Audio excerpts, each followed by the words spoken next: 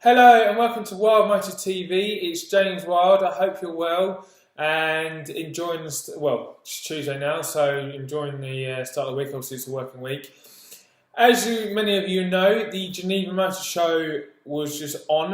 Well, it finished a couple of days ago on Sunday because it ran from the 5th of March to the 15th of March. And obviously, where the Geneva Motor Show is where a lot of car manufacturers, if anyone doesn't know, a lot of car manufacturers go there, and show off the new products they've got. Also, it's a very good time to show off any new supercars. There's a lot of supercars there. Also, you've got the Ferraris, the McLarens, the Aston Martins, the Koenigsegg's. There's tons of the Ford GT. There's tons of cars there. There's also the new Audi R8 as well. So, what I thought of this day was anyone that hasn't managed to follow up on seeing any of the cars or the news, I will do a little roundup of the event. Right, to start off today, I'm going to talk about the McLaren 675LT. Now, this is based on the 650S. Although there is a few subtle differences. For instance, on the front, there's a reshaped front bumper, which includes a carbon front splitter. To the rear of the car, it has an extended long tail air brake, which is 50% larger, or shall I say bigger, than on 650S. This is because of the increased downforce on the car. Now, it has been produced, it's going to be produced, to rival the Ferrari 458 Speciale. And even though this obviously is a road legal car, it's more of a track focused car, Weight-wise, it weighs 100 kilograms less than the 650S, and more importantly, weighs 60 kilograms less than the 458 Speciale. Other differences to the 650S: there's a new exhaust made of titanium. It also has a 7-speed dual clutch gearbox, but when you put the gearbox in sports mode, it shifts twice the speed of what it does in the 650S. Now, power in this motor is a 3.8 twin turbo V8, which produces 666 brake horsepower, 25 more than the 650S.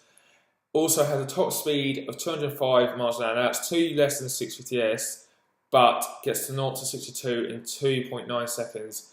And again, importantly, for McLaren, 0.1 seconds quicker than the 458, and 3 miles an hour quicker. Now, price-wise, for all this, obviously it does come at a price. Prices start from £259,500. Now, obviously, it is quite a big price to pay, but, it's a price worth paying. Right, the next car I want to talk to you about is another track-ready car, and this car is a monster, and it comes in the shape of the Porsche 911 GT3 RS. Now, as I just said to you, this car is a monster. It has a 4-litre flat-six engine which produces 493 brake horsepower. Now, obviously, that's some seriously quick figures. It also weighs 10 kilograms less than the previous GT3, and it has a magnesium roof, a carbon fibre bonnet, and boot lids. With all this, it makes it quicker around Nuremberg than the Porsche Carrera GT hypercar. I know that sounds unbelievable, but it is true. It can get round in 7 minutes 20 seconds. That's 9 seconds quicker than the GT.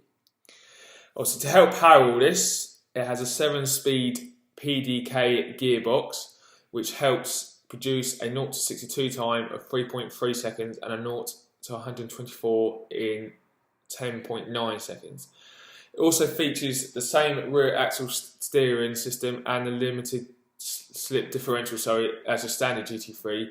But one noticeable difference than the GT3 at the moment, it has a wider front and rear tracks and has also the widest rear set of tyres on any 911. Now, again, with this comes a price, and the price is $131,296.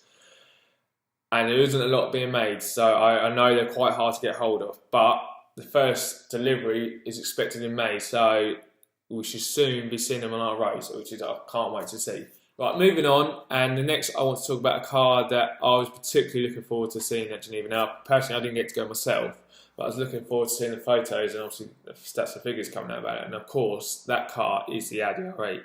Now, I was a big fan of its predecessor. In fact, it's probably one of my favourite supercars, if not my favourite, because I absolutely love the styling. And considering it was Audi's first voyage into the supercar world, I was hugely impressed. And it came obviously with the V8 and then later on the V10. Now, first looks at the new Audi R8, I don't know. I've got to be honest, the looks need to grow on me. Personally, I don't find it as good looking as the predecessor, but I think they can grow on me. Now, more importantly, let's talk about the figures. Now, the engine only comes in a V10, but it comes with 2 power outputs, both available with a twin-clutch S-tronic transmission, but the lower output comes with 533 brake horsepower, while the V10 Plus comes with 602. Now, that's 602 brake horsepower. That's 60 brake horsepower more than the outgoing V10 Plus, which means that can cover a 0 to 62 time in 3.2 seconds and hit 205 flat out. The lower output still isn't shy of a good time. That can do 0 to 62 in 3.9 and hit 201 flat out. So both obviously very quick cars. Now the chassis has been taken from it's shared with the Lamborghini Huracan and weighs 50 kilograms less than the previous Audi R8, but it's also, more importantly, 40% stiffer as it's got an aluminium and carbon fibre chassis. Now, prices again are quite expensive. You pay for these sort of things. If you want to have these nice cars, you've got to pay for them. And the lower output one comes in at 119,500, whilst the Plus is 137,500, and you can expect to see these later this year, should I say. Now, one thing I didn't realise, and even I didn't know this, well, I sound like I know everything, but I don't, of course, but is a new electronic version of the R8, which is also available later this year. Now, what's more impressive is this has 456 brake horsepower, but more importantly, it has a range of 276 miles and a 0 to 62 time matching the lower output of 3.9 seconds. Electronic cars are definitely moving forward, and they are that's been very impressive, and it'd be nice to see all these on the roads later on this year. Right, moving swiftly on to the next car, and this car is a beast, and this beast is the Bull. You know where I'm going with this. The car I'm talking about is a Lamborghini Aventador Super Veloso. Now, as I said to you, it is a beast. It has a 6.5 litre V12 engine, which produces 740 brake horsepower. What this means is it has a 0 to 62 time of 2.8 seconds and can reach a top speed in excess of 217 miles an hour. Obviously, quick. What helps this is also the reduction weight. It's 50 kilograms less, bringing it a total of weight of 1,525 kilograms. It also has the magneto-rheological suspension, which adjusts the dampening on each individual wheel when cornering. It comes with carbon ceramic brakes and a new titanium exhaust system. That's standard. It also generates 170% more downforce than a standard car. It also comes with a cheap price tag. And that cheap price tag is £285,804. But this car is a beast, isn't it? As I say, I can't keep going on about it. It is just a machine, and we can expect to see this later this year, late spring, so should I say. And is a car I'm looking forward to seeing. Next on the list comes from Aston Martin, and that's the Aston Martin Vantage GT3.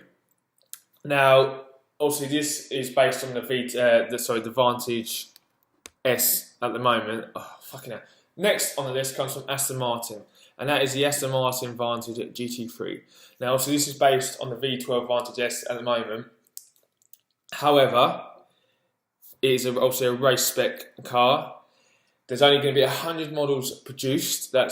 And it costs it's 100,000 more than the current V12 Vantage S, with a price tag of £250,000. Now, the 6-litre V12 engine has been upped from 565 brake horsepower to 595 brake horsepower, which gives it a 0 to 62 time of 3.5 seconds.